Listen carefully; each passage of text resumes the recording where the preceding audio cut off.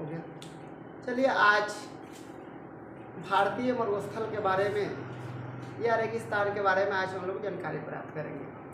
भारतीय मरुस्थल क्या है और कोई भूमि मरुस्थल में कैसे बदल जाता है, पूरा दुनिया में कितना प्रतिशत भूभाग पर मरुस्थल है, दुनिया का सबसे बड़ा मरुस्थल, दुनिया का सबसे छोटा मरुस्थल, और इसके बारे में हम लोग विस्तारपूर्वक जानकारी प्राप्त करेंगे।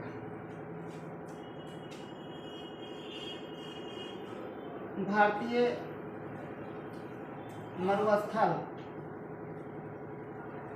या रेगिस्तान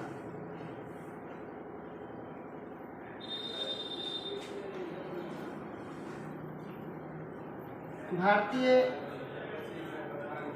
मरुस्थल को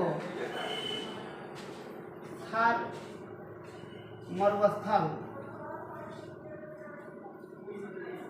भी कहा जाता है। बताया जा रहा है कि भारतीय मरुस्थल को थार मरुस्थल भी कहा जाता है। ये भारत के उत्तरी पश्चिमी क्षेत्र में स्थित है। यह भारत के उत्तरी और पश्चिमी क्षेत्र में स्थित है।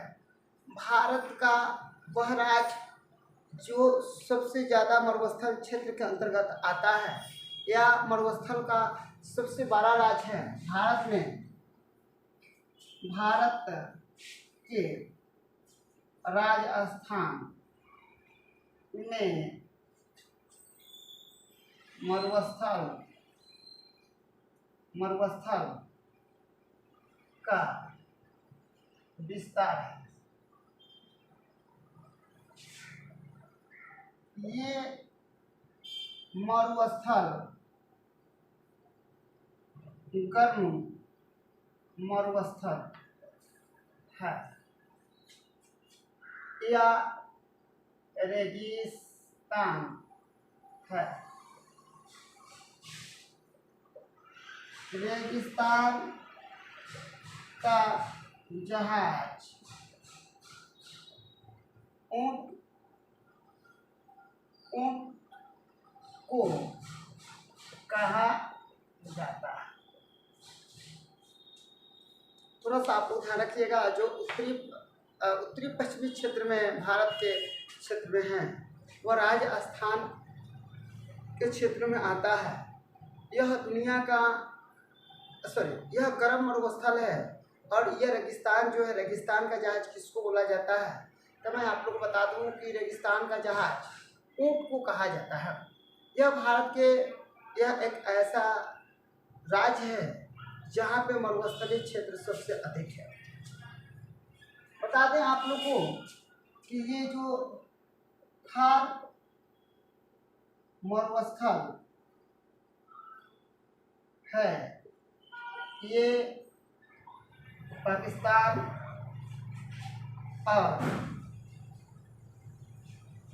और भारत दोनों देशों में इसका विस्तार मिलता है। अब याद रखिएगा, जो थार मरुस्थल है,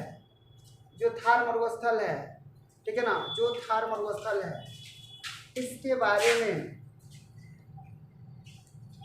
जो थार मरुस्थल है इसके बारे में यह जानकारी मिलती है कि ये भारत और पाकिस्तान दोनों देशों में इसका विस्तार मिलता है। जो थार है वह दोनों में बताया जाता है, परंतु पाकिस्तान में जो मरुस्थल है उनका नाम चोलिस्तान है। पाकिस्तान में जो मरुस्थल है उसको नोट कर लीजिए आप लोग, जो पाकिस्तान में मरुस्थल है उसको हम लोग चोलिस्तान कहते हैं।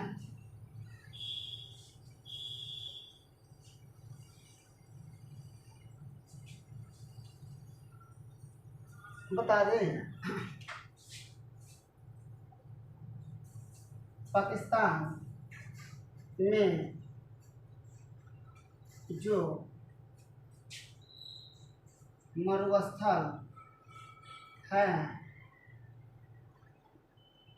उसका नाम चोलिस्तान है।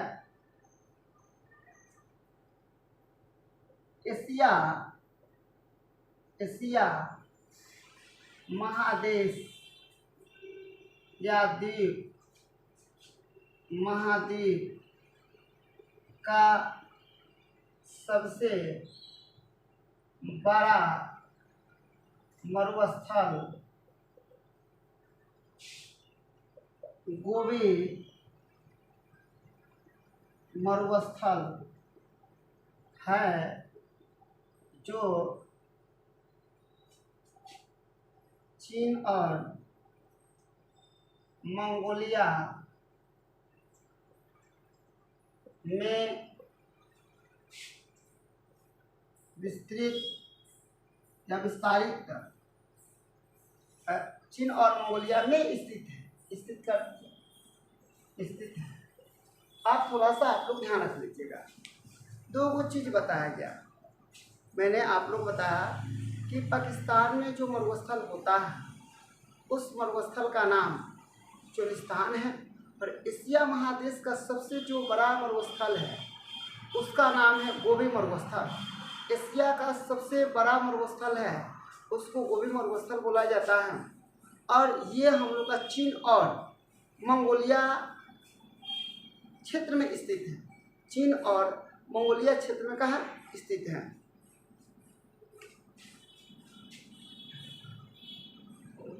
दुनिया का सबसे बड़ा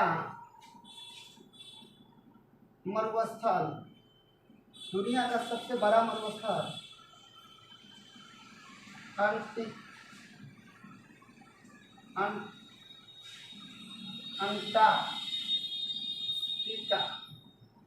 अंटार्कटिका है, परंतु ये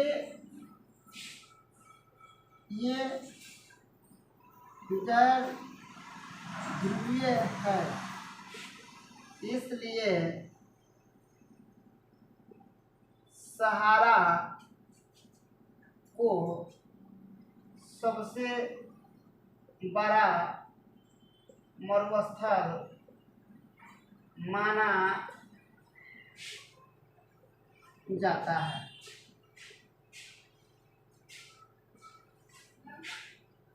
इसका क्षेत्रफल 9.2 मिलियन वर्ग किलोमीटर है। ये गर्म मरुस्थल है। अब आपको बता दें यहाँ पे कि दुनिया का सबसे बड़ा मरुस्थल अगर बोला जाए तो अंटार्कटिका है, जो बर्फ से ढका हुआ है, ढका हुआ है। परंतु ये गैर अध्रुवीय है, इसलिए हम लोग सहारा को मानते हैं। और दुनिया का सबसे बड़ा मरुस्थल सहारा है, जो अफ्रीका महादेश के अंतर्गत आता है। दुनिया का सबसे बड़ा मरुस्थल अफ्रीका महादेश के अंतर्गत आता है, और यह उत्तरी अफ्रीका में पड़ता है। लिख लीजिए लोग, हम बता दे रहे हैं। थोड़ा सा ध्यान दीजिएगा लोग।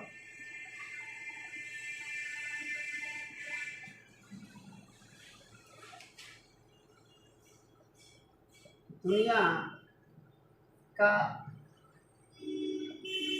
सबसे बड़ा मरुस्थल सहारा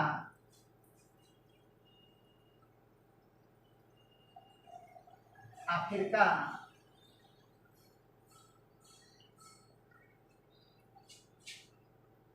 महादेश या महाद्वीप में स्थित है, परंतु ये उत्तरी अफ्रीका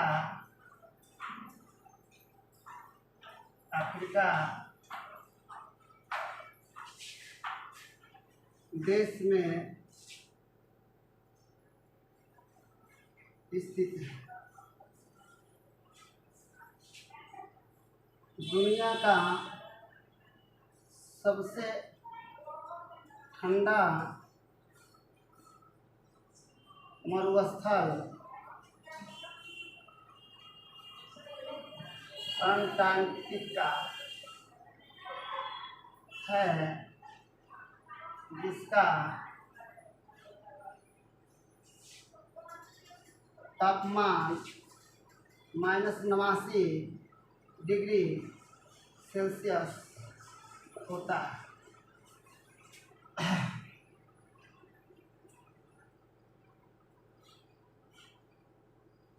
याद रखिएगा, दुनिया का सबसे बड़ा मरुस्थल जो है अंटार्कटिका, जो गैर ध्रुवीय था, परंतु इसको छोड़कर हम लोग ने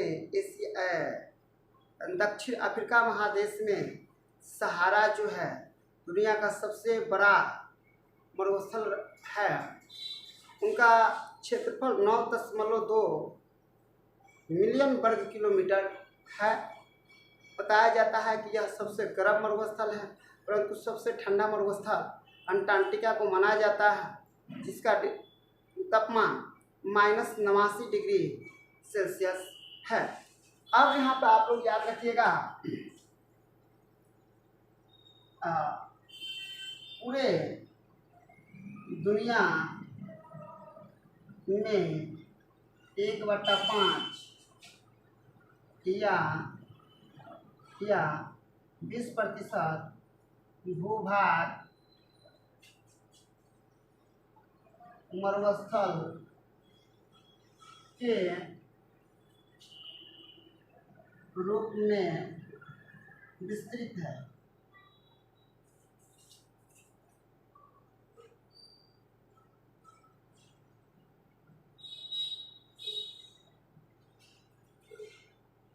मरुस्थल के रूप में फैला हुआ।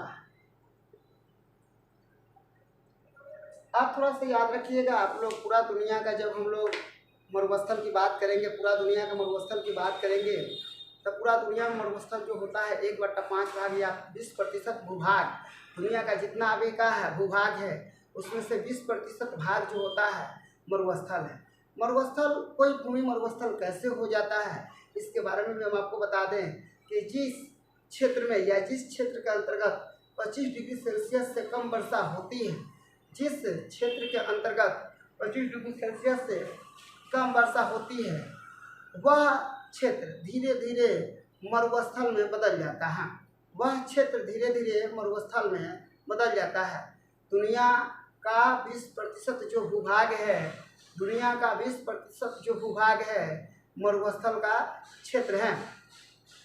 बता रहे हैं कि कोई क्षेत्र मरुस्थल में कब तब्दील हो जाता है या कब बदल जाता है, जिस क्षेत्र में 25 डिग्री सेल्सियस से कम या 25 सेंटीमीटर से कम, यहाँ पे ध्यान रखिएगा, 25 सेंटीमीटर से कम वर्षा वाले क्षेत्र जो होते हैं, ठीक है ना, वहाँ पे धीरे धीरे उस क्षेत्र मरुस्थल में बदल जाते हैं और वह मरुस्थल के शरीर में आ जाते हैं। मैं आप लोगों को बता दूं, इसको पहले नोट कर लीजिए, मैं लिख दे रहा हूँ।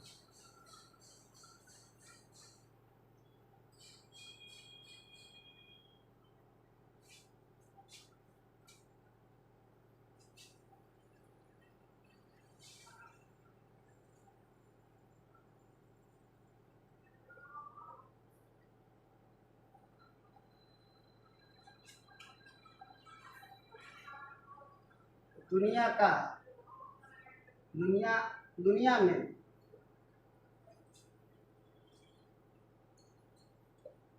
विश्व के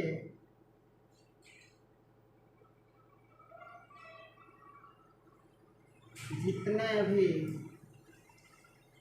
भूभाग हैं उसका 20% या 1/5 भूभाग मरुस्थल है।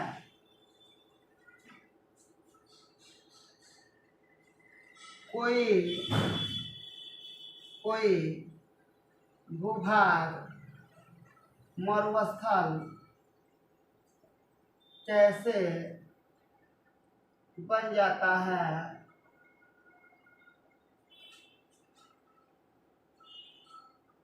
वह क्षेत्र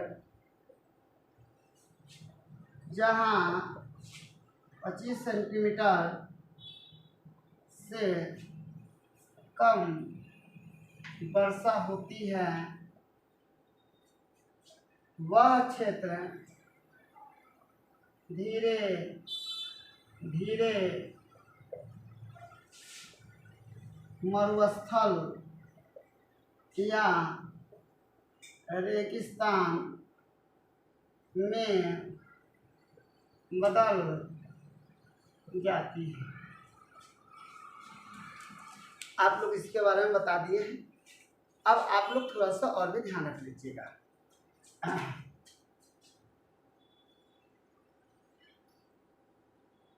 भारत का कर्म प्राकृतिक मरुस्थल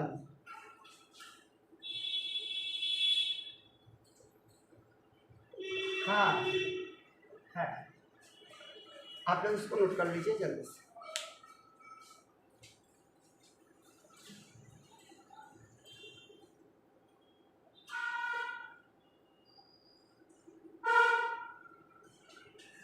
एक स्टेप आप लोग डाल सकते हैं। इस मरुस्थल पर मानव का घनत्व सबसे अधिक है। आ जाएगा नीचे, अधिक है। यहाँ पे थोड़ा सा याद रखिएगा, वह थार मरुस्थल है। थार मरुस्थल है जिस पर मानव की घनत्व सबसे अधिक है। वह एक थार मरुस्थल है जिस पर मानव की घनत्व सबसे अधिक है। आज के लिए इतना ही। धन्यवाद।